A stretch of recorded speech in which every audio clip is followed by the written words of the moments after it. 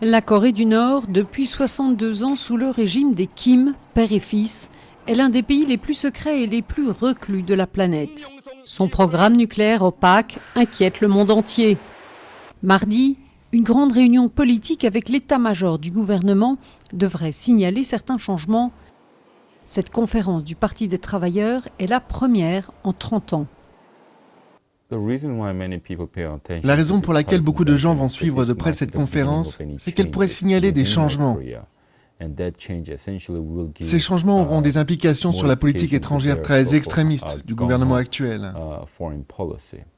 En fait, la dernière conférence du Parti des travailleurs en 1980 avait été organisée pour confirmer Kim Jong-il à la succession de son père Kim Il-sung. Et cette fois-ci aussi, beaucoup pensent qu'il s'agit avant tout de faire avancer le troisième fils de Kim Jong-il, le jeune Kim Jong-un, sur l'échiquier politique nord-coréen.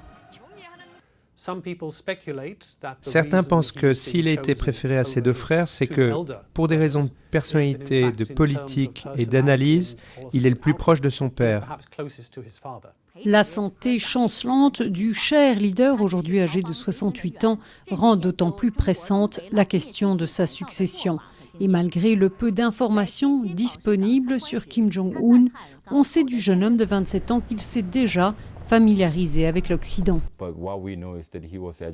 Ce que l'on sait, c'est qu'il a fait ses études en Europe, essentiellement en Suisse. Il est allé à une école très prestigieuse où il a aimé jouer au basket et est devenu supporter de la NBA.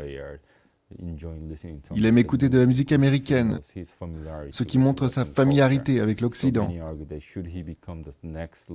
Tout cela laisse penser que s'il devenait le prochain leader de Corée du Nord, il serait plus ouvert aux réformes que le gouvernement actuel.